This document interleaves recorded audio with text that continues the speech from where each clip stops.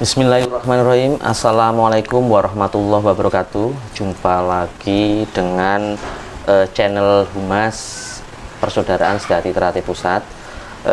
Kadang-kadang warga dimanapun berada, syukur alhamdulillah pada malam hari ini kebetulan saya berkesempatan untuk bisa sowan ke kediaman Ketua Umum.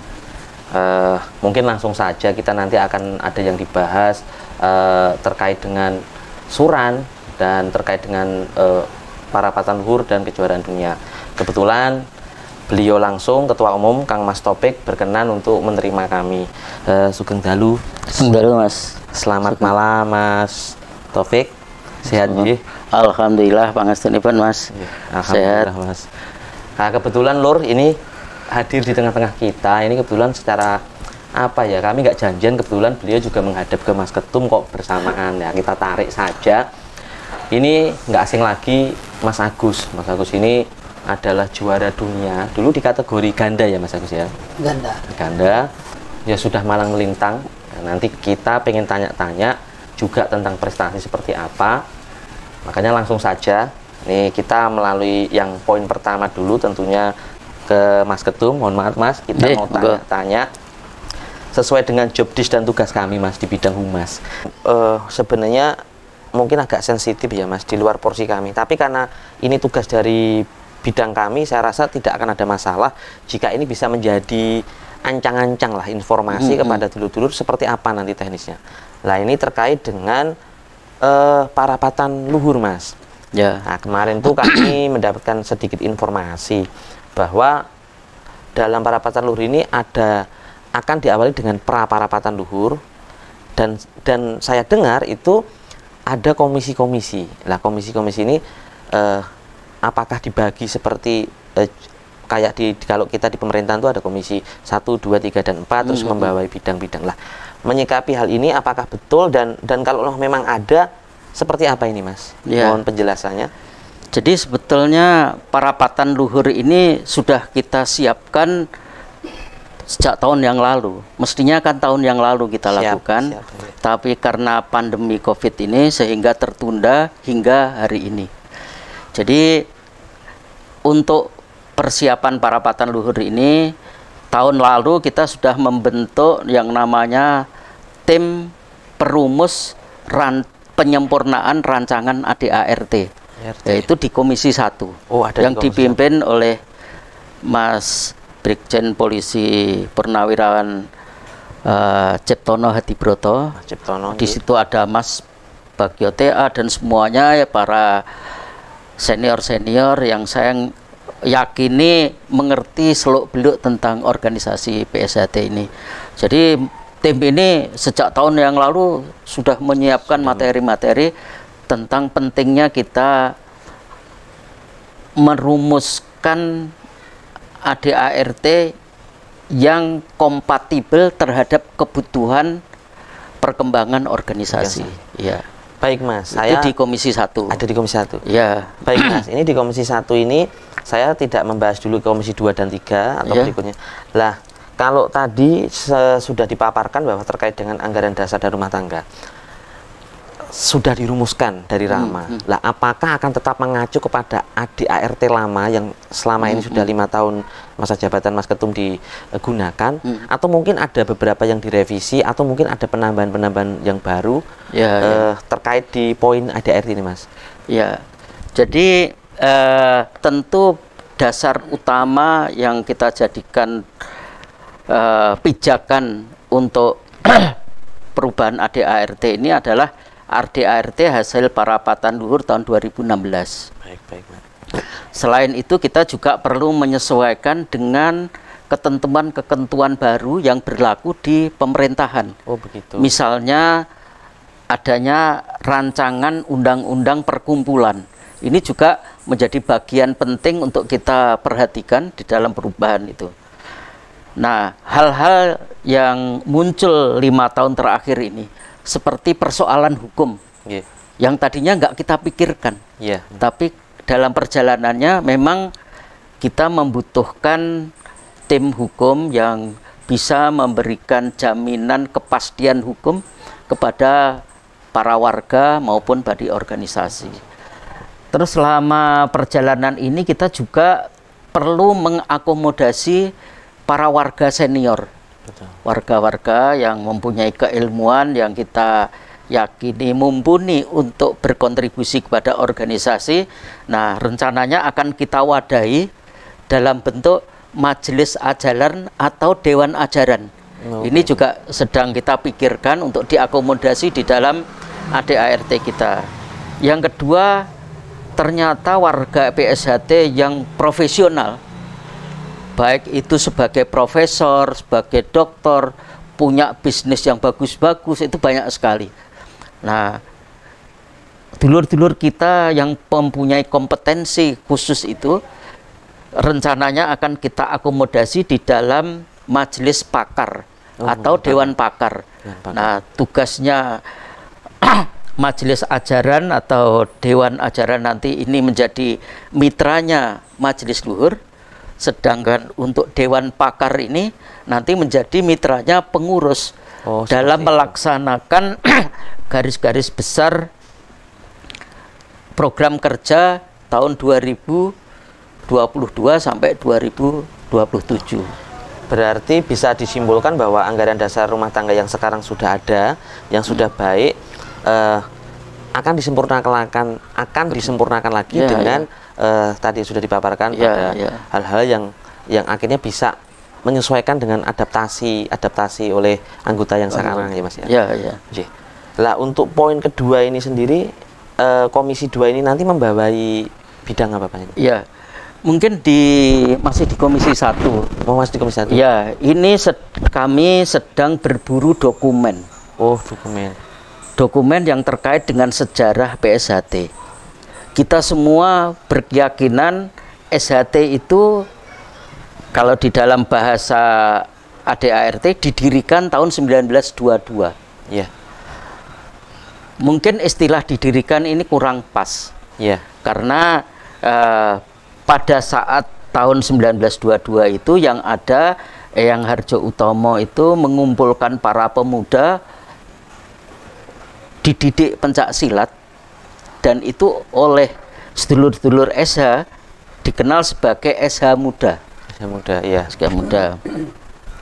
Kapan beliau ini mulai merintis? Iya. Nah, ini yang sedang kita coba gali. Bisa lebih tua lagi ya Mas ya barangkali. Bisa momen yang tepat agar kita bisa tahu kapan bisa memperingati 100 tahun PSHT. Secara persis nanti gitu. Ya, karena tahun depan ini kan tahun 2022. Artinya 100 tahun, satu abad ya. Satu abad PSHT. Kapan? Nah, kita sedang ngumpulin bahan. Salah satu yang kita pertimbangkan untuk kita jadikan dasar kapan mulai dirintis, itu ada dokumen dalam bahasa Belanda yang namanya Utusan Hindia, kalau terjemahan bahasa Indonesianya, tanggal 16 September 1922. Di situ disebutkan bahwa pada tanggal 31 Agustus 1922 Eyang Harjo Utomo ini dilantik sebagai sekretaris Dewan Pengurus Serikat Islam Madiun. Kenapa beliau dilantik? Pertama, karena berhasil mempersatukan SH Putih dan SH Merah.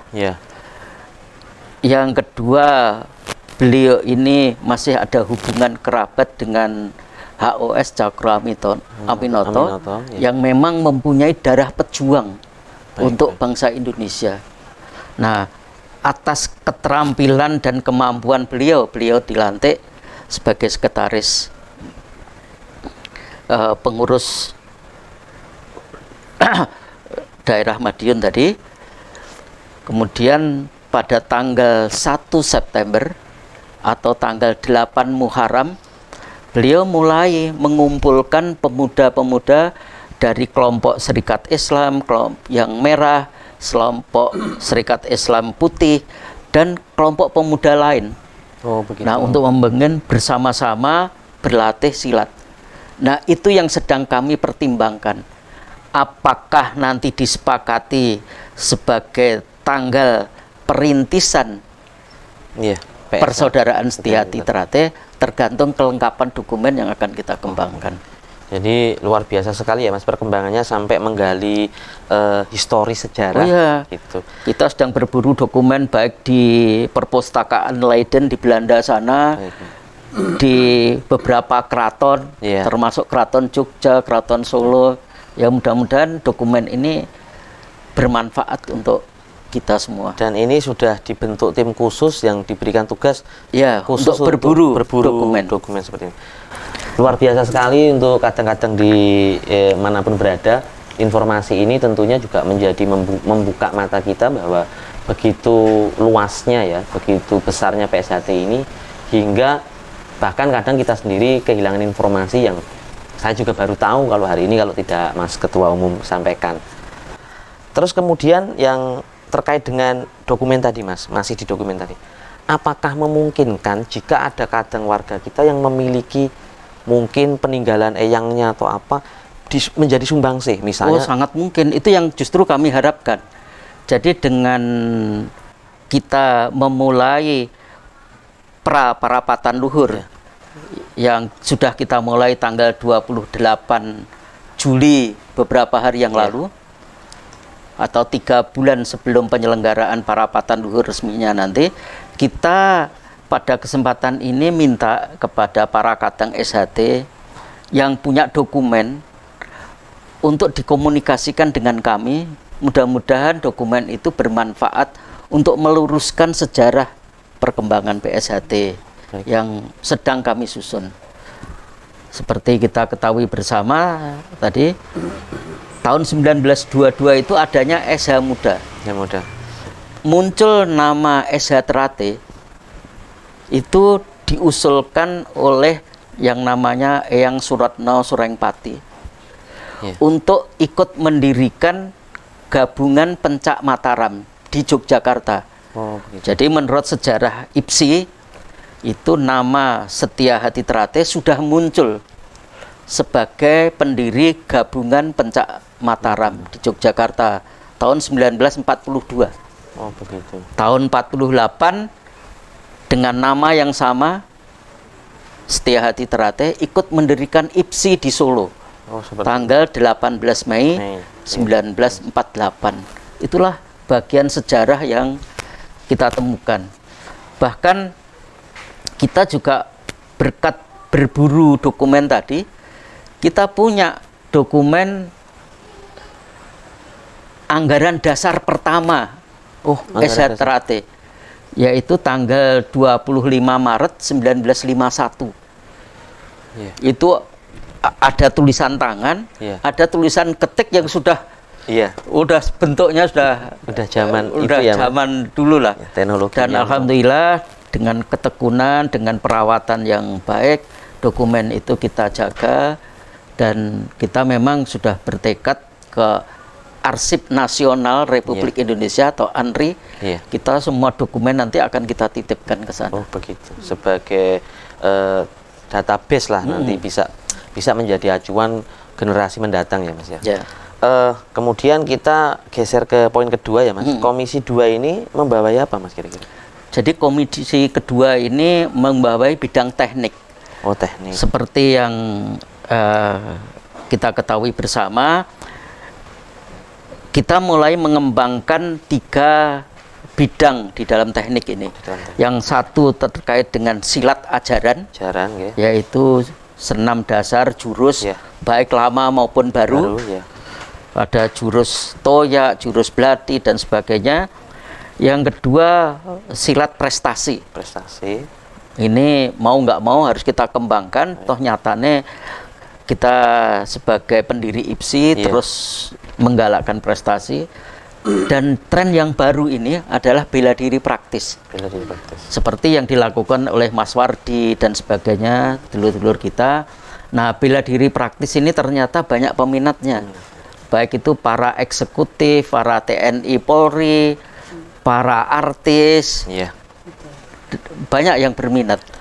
Nah, Berarti kalau saya jabarkan ulang bahwa di bawah Komisi 2 ini tentunya membidangi komisi teknik tadi.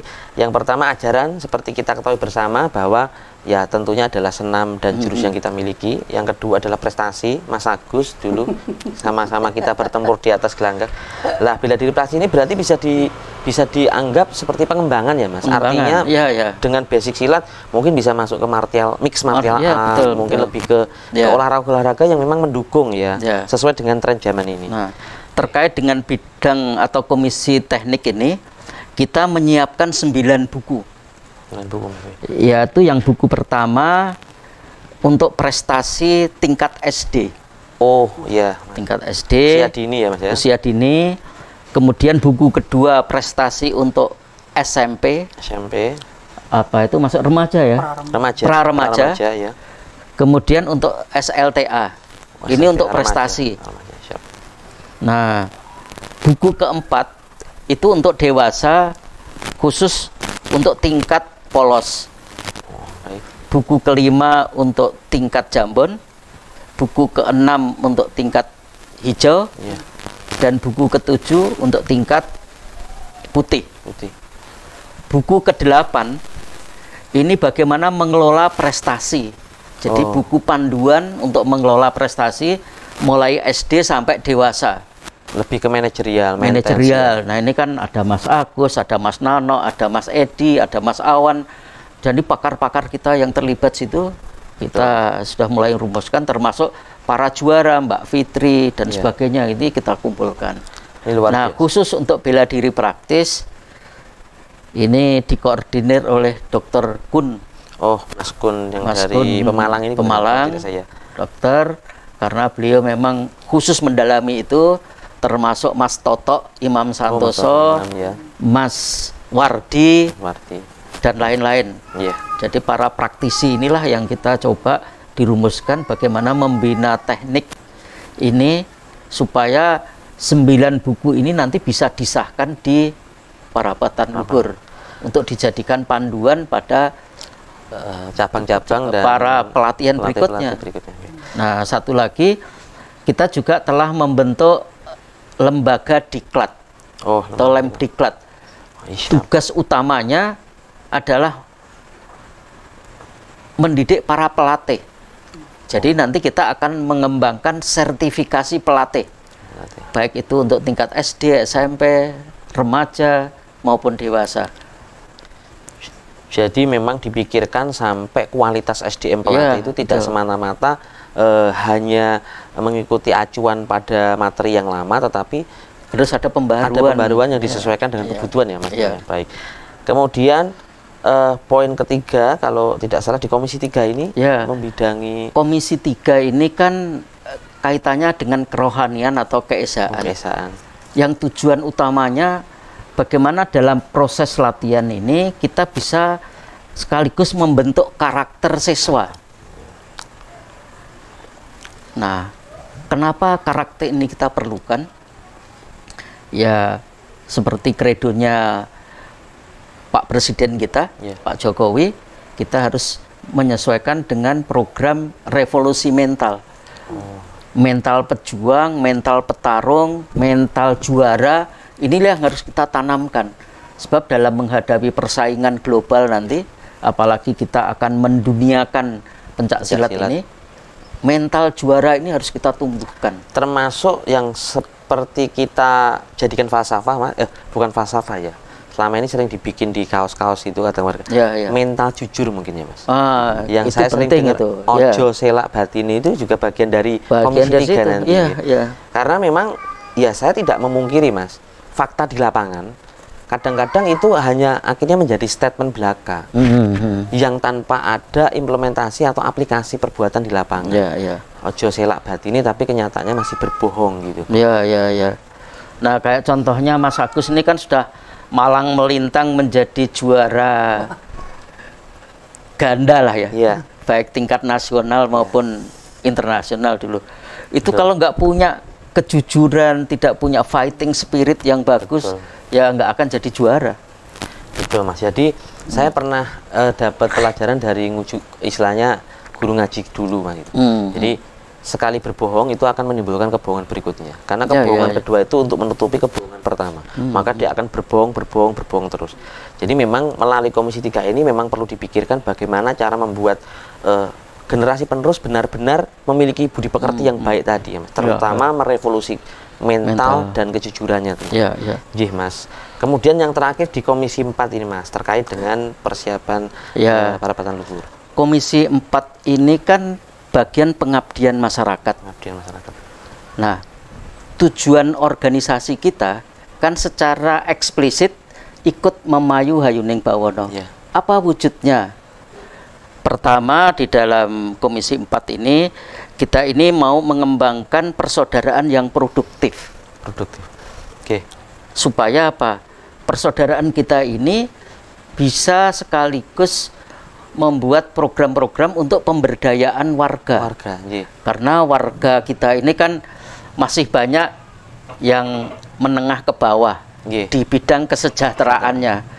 Ada yang butuh pekerjaan dan sebagainya, perlu peningkatan kemampuan ekonominya. Ini yang mulai kita pikirkan agar pemberdayaan warga ini bisa kita lakukan dengan baik. Nah, yang kedua, kita ini kan harus mendukung program-program pemerintah. Misalnya, kalau kita kaitkan dengan sejarah perjuangan Eyang Harjo Utomo, kita ini menjadi bangsa pejuang kan, menjadi warga pejuang. Karena itu kita sudah bekerja sama dengan Kemenhan waktu itu untuk ikut bela negara. Nah, ini juga kita harapkan nanti bisa dilanjutkan program bela negara. Terus yang kedua, program untuk peduli bencana misalnya. Ini juga harus kita kembangkan, peduli bencana, peduli masyarakat. Seperti yang kita yakini, kita mengikuti tradisi suran. Di dalam tradisi suran itu ada apa istilahnya, sedekah bumi atau kepedulian kita terhadap lingkungan.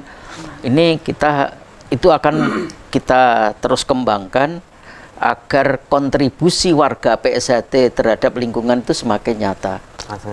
Nah, saya tertarik nih Mas di poin 4 ini.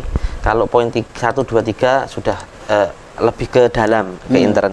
Sekarang keempat ini kan saya lihat lebih potensi keluar ya Mas. Pemberdayaan warga tadi salah satunya setidak-tidaknya mampu memberdayakan gitu.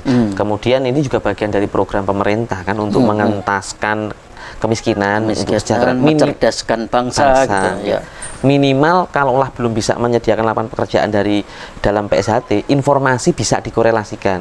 Misal dari saudara-saudara yang produktif itu memberikan informasi kepada kadang-kadang dulu lah sebelum keluar. Nah, yang kedua Mas, apakah memungkinkan Mas, misalnya seperti ini, ada saudara kita terkait dengan pemberdayaan tadi, apakah memungkinkan jika ada kadang warga kita tuh punya sebuah keahlian, keterampilan, yang mana sebetulnya itu punya potensi untuk mampu menyerap tenaga kerja, meningkatkan kesejahteraan, itu juga akan menjadi bidikan. Misal memberikan apa seperti usaha bersama seperti itu gitu. Kira-kira apakah juga bagian dari program di Komisi 4 ini Mas? Jadi di Komisi 4 itu selain tadi untuk meningkatkan kesejahteraan warga dalam rangka menghimpun potensi real para warga ini, kita ini upgrade server kita. Jadi kita mendata warga yang katanya jutaan gitu ya, tapi kita masih berproses untuk mendata benernya berapa sih. Tapi di samping berapa jumlahnya, warga SHT ini profesinya apa saja. Supaya ada sinergi yang lebih produktif antar warga. Nah, pendataan itulah yang sedang kita kumpulkan, dipimpin oleh Mas Yofi, orang-orang IT lah. Kita upgrade servernya, kapasitasnya kita perbesar, dan kontennya kita percanggih gitu ya. Supaya kontribusi warga untuk saling memperkuat, saling memberdayakan, saling berbagi manfaat, baik untuk keluarga dan masyarakat ini betul-betul kita wujudkan dengan baik. Berarti bisa diartikan begini ya Mas ya. Artinya kalau di zaman sekarang ini kita kan kalau ngomong by data. Jadi tidak boleh katanya-katanya. Nah, ini salah satu upaya untuk bahwa PSHT itu selain keberadaannya dan eksistensinya, kami memang memiliki data-data yang valid terkait dengan sumber-sumber yang menjadi statement kami ya. Jadi tidak asal bicara lah istilahnya seperti itu. Iya Mas. Lah ini menarik sekali, kita sudah dijelaskan dari persiapan suran, dari persiapan parlo sampai praparlo, praparlo sampai parlo. Kemudian Mas, kita mungkin geser sebentar ke Mas Agus. Ini terkait dengan prestasi. Gimana Mas Agus kabarnya? Assalamualaikum. Baik, waalaikumsalam. Sehat ya Mas ya? Alhamdulillah. Ini dulu sebenarnya teman setim Mas. Bedanya nasibnya yang beda. Dia juara, Saya juara bengok-bengok, juara teriak-teriak gitu. Makanya menyingkir, bukan tapi ternyata dulu saya didoakan sama Mas Ketum itu dijabah. Jadi saya kalau mengutip ayat, mudah-mudahan tidak salah kalau saya digunakan kafa akofu minal fakir kalau nggak salah. Saya tidak pernah takut akan kegagalan atau kemiskinan karena kita punya Tuhan atau Tuhan yang Maha Kaya. Nah itu dijabah Mas. Artinya kita hari ini bisa bertemu, sama-sama sudah berkeluarga ya Mas. Artinya rezeki sehat. Nah itu yang terutama. Akhirnya itu hanya menjadi jejak sejarah masa lalu yang akhirnya sekarang kita punya tanggung jawab yang sama Mas. Ngopeni keluarga pasti sama ngopeni PSHT Mas. Itu menjadi amanah kami. Nah curhatnya kita geser dulu, jadi biar kadang-kadang sedikit rileks. Nah ini kita pengen bahas terkait dengan prestasi. Nah, saya salutnya sama beliau ini adalah konsistensi, Mas. Kalau beberapa waktu lalu saya pernah bilang bahwa prestasi itu sebetulnya kuncinya hanya satu, ya, Mas, konsisten. Jadi yang pernah saya sampaikan, pohon yang besar itu walaupun dipotong dengan golok yang tumpul, niscaya dia tetap akan tumbang, bukan karena ketajamannya, tapi karena bersungguh-sungguh dan terus-menerus konsisten. Nah, saya dengar nih, Mas Agus ini terlibat di kepanitiaan kejurdu nanti. Nah, saya mau tanya-tanya sedikit terkait dengan persiapan. Seperti apa persiapannya, kemudian pelaksanaannya di mana, dan formatnya seperti apa, Mas? Karena jika pandemi ini terus ada, tentu harus ekstra keras untuk bekerja double untuk mengantisipasi mungkin kerumunan, mungkin bagaimana pelaksanaannya. Lah, monggo Mas Agus. Ya, mohon izin. Ya, silakan. Sebenarnya kalau kepanitiaan tuh kita baru diajak kemarin ya Mas. Kemarin pas ketemu sama Mas Nano. Kita mau bikin di awal nih kita mau coba supaya kejuaraan dunia ini lebih ada gaungnya gitu Mas. Jadi supaya ramai gitu ya meskipun di tengah pandemi begini ya. Untuk sementara sih teknis yang saya tahu itu nggak banyak ya. Mungkin nanti bisa nanya ke Mas Tanonya langsung lah, karena kalau kita nggak terlibat langsung secara dalam. Tapi kemarin tuh gambarannya nanti di Oktober karena sekaligus bareng sama perapatan luhur itu kalau memang kondisinya masih tetap seperti saat ini, pastinya akan mengikuti seperti yang disarankan Pak Ketua Umum.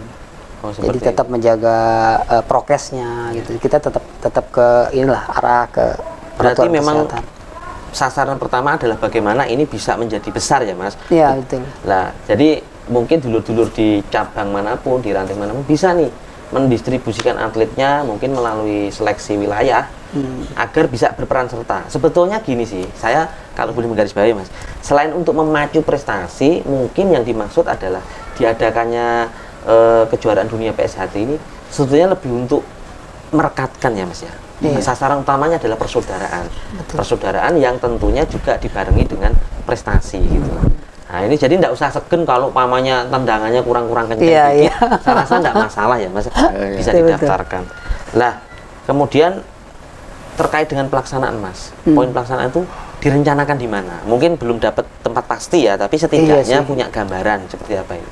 Kalau terakhir kan di Solo ya kalau nggak salah. Terakhir di Solo ya. Informasinya, tapi nggak tahu perkembangan kesininya mungkin apa ada tempat lain atau kita masih lihat kondisi lah sepertinya.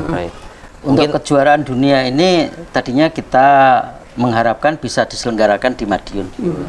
Kita sudah kirim surat ke Pak Wali Kota, tapi karena situasi pandemi ini kita sudah mendapat balasan kalau kejuaraan dunia kayaknya agak berat dilakukan di Madiun karena situasi pandemi ini. Ya. Nah, kita akan mengikuti ritmenya seperti PON nanti.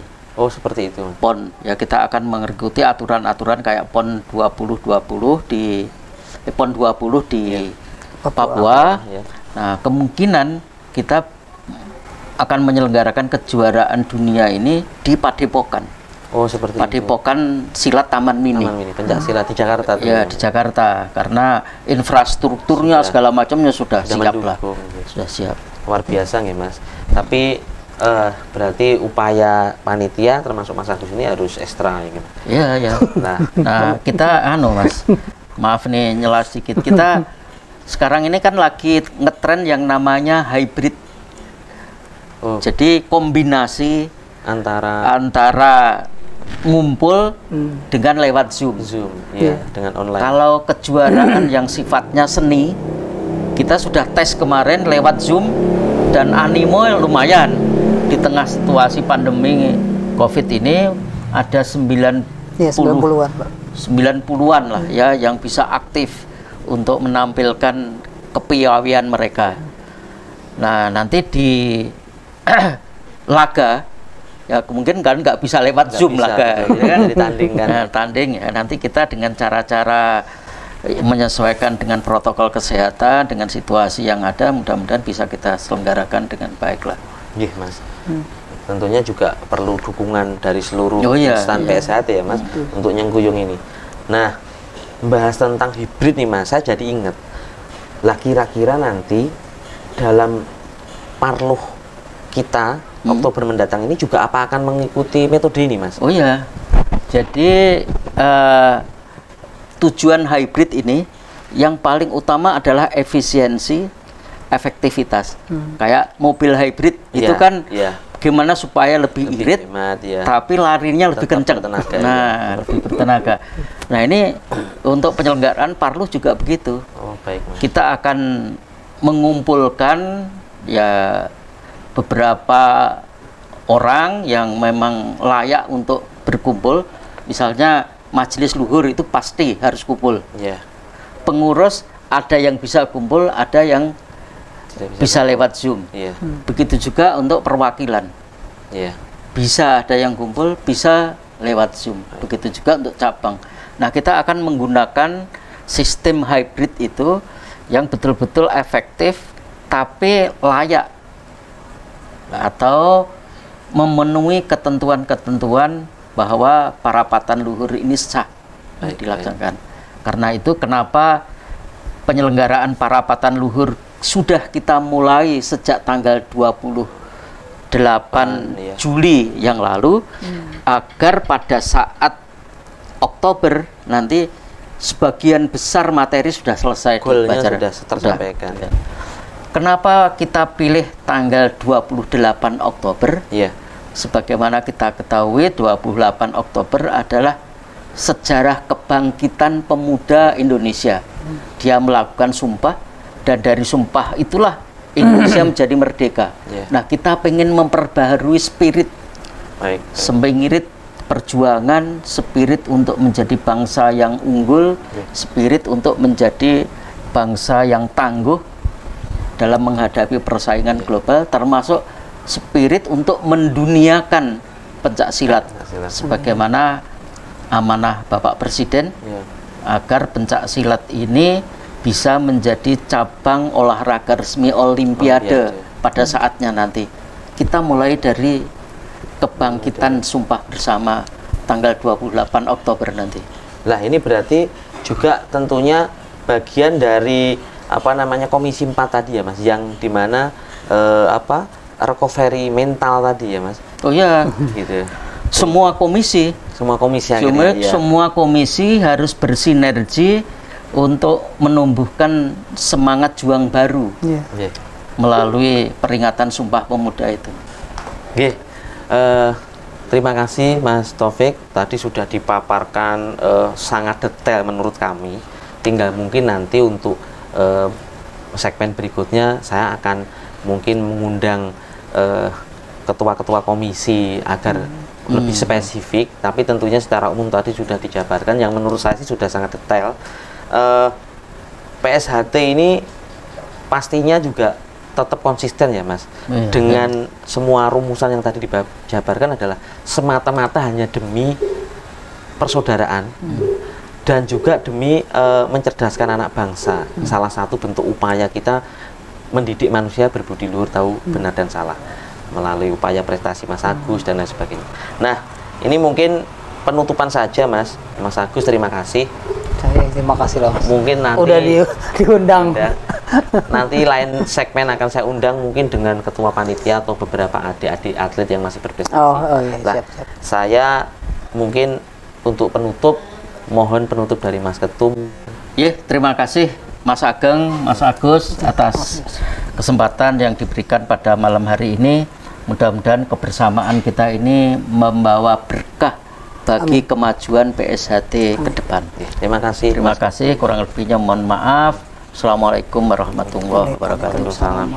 Saya rasa itu dulur-dulur, mengingat tadi sudah dijabarkan panjang lebar, semoga ini bisa menjadi informasi sekaligus juga menjadi motivasi kepada kalian semua bahwa PSHT harus tetap eksis, PSHT harus tetap berbudi luhur sesuai dengan arahan dan ajaran yang diberikan oleh PSHT.